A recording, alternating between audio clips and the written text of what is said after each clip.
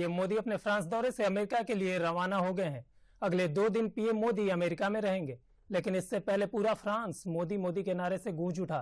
France में क्या खास हुआ ये तो हम आपको बताएंगे ही, लेकिन देश की कई बड़ी खबरें भी आपको दिखाएंगे।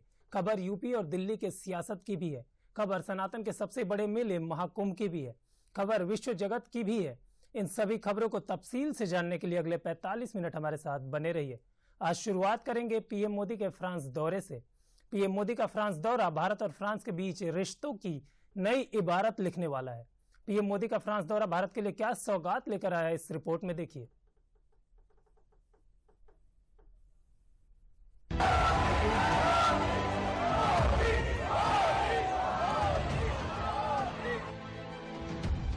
जब दुनिया का सबसे लोकप्रिय नेता मुस्कुराहट का भाव लिए भविष्य के सांचे में उम्मीदों की मिट्टी को रोकता है, तो ये गूंज अपने आप बुलंद होने लगती है।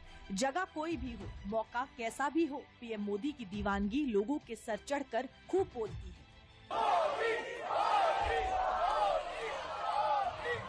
मोदी मोदी की ये गूंज न सिर्फ पीएम मोदी की दीवानगी का आलम बयां कर रही है, बल्कि नए भारत की तस्दीक भी दे रही है। उमड़ा ये हुजूम दुनिया में भारत के बढ़ते कद की गवाही भी दे रहा है। ये तस्वीरें फ्रांस के मार्से शहर की हैं। लोगों का ये हुजूम पीएम मोदी की मात्र एक झलक पाने के लिए उमड़ा था, क्योंकि पीएम मोदी बुधवार को अपने फ्रांस दौरे के आखिरी और तीसरे दिन मार्सिले शहर में भारतीय वाणिज्य दूतावास का उद्घाटन कर चुके हैं, जो फ्रांस में रह रहे भारतीयों के लिए अब तक की सबसे बड़ी सौगात मानी जा रही है। हमें पासपोर्ट रिन्यूअल के लिए पेरिस जाना पड़ता है, जो यहाँ से बहुत दूर है। कॉन्सुलेट यहाँ खुलने से काफी सारी सुविधाएं हो जाएंगी एंड प्लस कल्चरली भी Indian society, Indian community grow करेगी साउथ ऑफ फ्रांस में। So it's really a good news. कल हमें मुलाकात करने का मौका मिला था। कल रात हमने उनको वेलकम किया था एक होटल सेरेमनी में, और आज तो बहुत खुशी हो रही है क्योंकि साउथ फ्रांस में पहले से कभी हुआ नहीं है एंड हमें हर बार पेरिस जाना पड़ता था। So not only for consular services but even for different papers, maybe for marriage services or citizenship or any other queries. I think this is a very useful way for us.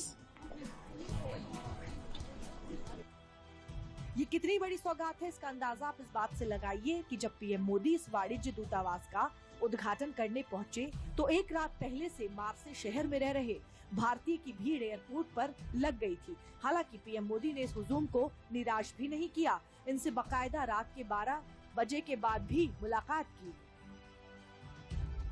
हम लोग 4 साल से यहाँ रह रहे हैं। अभी मोदी जी से हम मिले, उन्होंने बहुत दिल से हमारे सर पे हाथ रखा।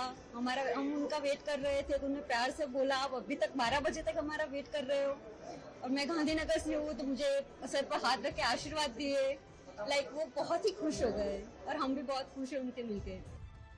पीएम मोदी ने फ्रांस के दूसरे सबसे बड़े शहर मार्सिले पहुंचकर स्वतंत्रता सेनानी वीडी सावरकर को भी श्रद्धांजलि अर्पित की, जिन्होंने इसी बंदरगाह शहर में भाग निकलने का साहसिक प्रयास किया था।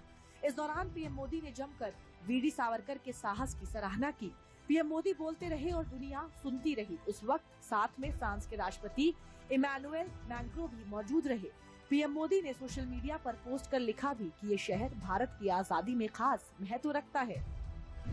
दरअसल वीडी सावरकर को 1910 में नासिक षड्यंत्र मामले के तहत लंदन में गिरफ्तार किया गया था। फिर वीडी सावरकर को जहाज से भारत लाया गया था। जब उनका जहाज मार्से के पास पहुंचा, तो वीडी सावरकर ने समंदर में छलांग लगा दी और तैरकर तट तक पहुंच गए। मार्से में ब्रिटिश पुलिस ने उन्हें दोबारा गिरफ्तार कर लिया। फ्रांस की सरकार ने अपनी जमीन पर सावरकर की गिरफ्तारी का विरोध किया और मामले को अंतर्राष्ट्रीय न्यायालय तक ले गई। दरअसल फ्रांस का दूसरा सबसे बड़ा शहर मार्सिले रणनीतिक रूप से भी भारत के लिए भी काफी महत्वपूर्ण है, क्योंकि ये फ्रांस का मुख्य व्यापारिक बंदरगाह है, जहां से भारत अपने व्यापार को रफ्तार दे सकता है। मार्सिले की रणनीतिक स्थिति भूमध्य सागर में भारत और फ्रांस के बीच व्यापार के लिए एक महत्वपूर्ण गेटवे बनाती है। ये भारत मध्य पूर्व यूरोप आर्थिक गलियारे यानी IMEC के प्रमुख प्रवेश बिंदुओं में से एक है। IMEC परियोजना की घोषणा G20 शिखर सम्मेलन 2023 में नई दिल्ली में की गई थी।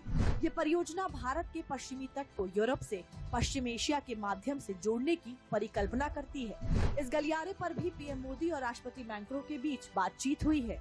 भारत इस परियोजना में UAE के साथ भी सामंजस्य कर रहा है।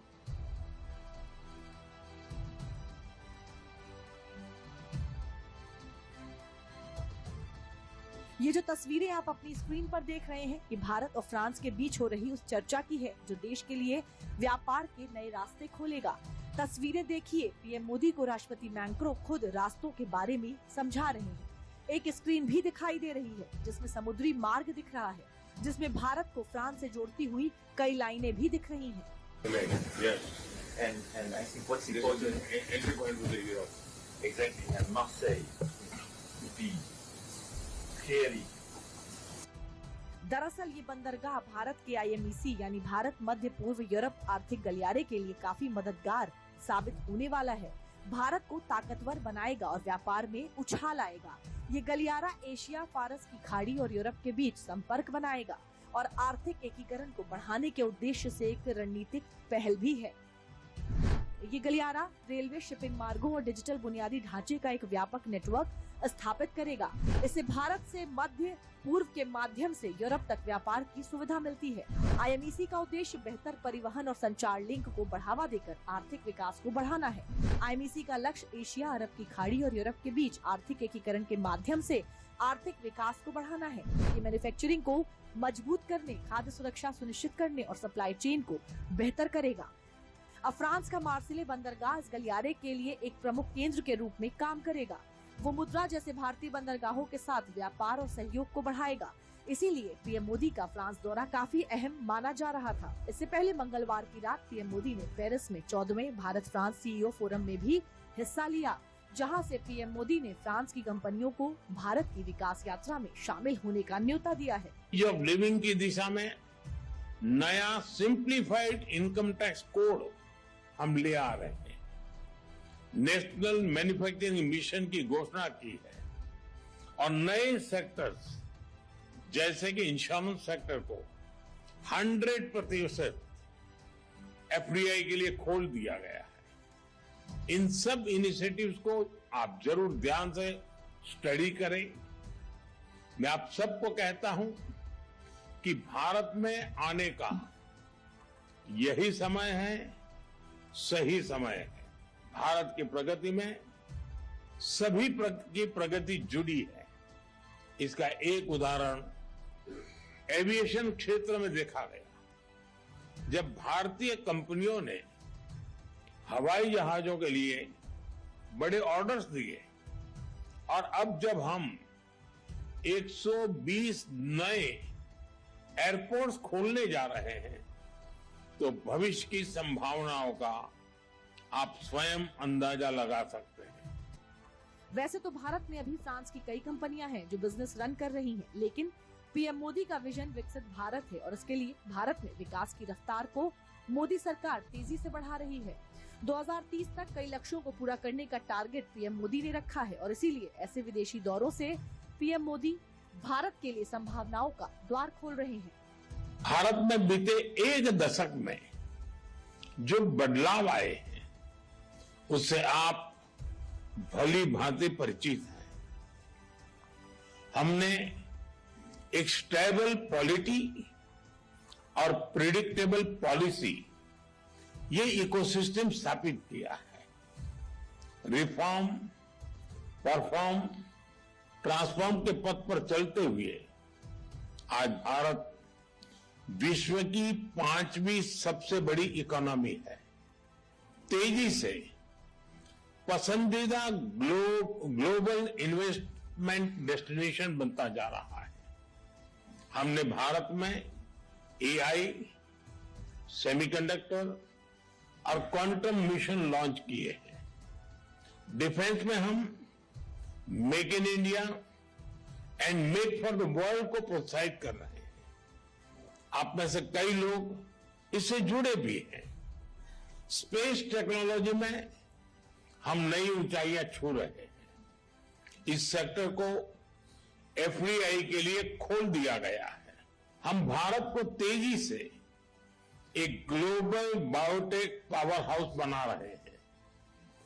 इंफ्रास्ट्रक्चर विकास हमारे लिए प्राथमिकता का विषय है और इस पर हम सालाना $114 बिलियन से अधिक का पब्लिक एक्सपेंडिचर कर रहे हैं।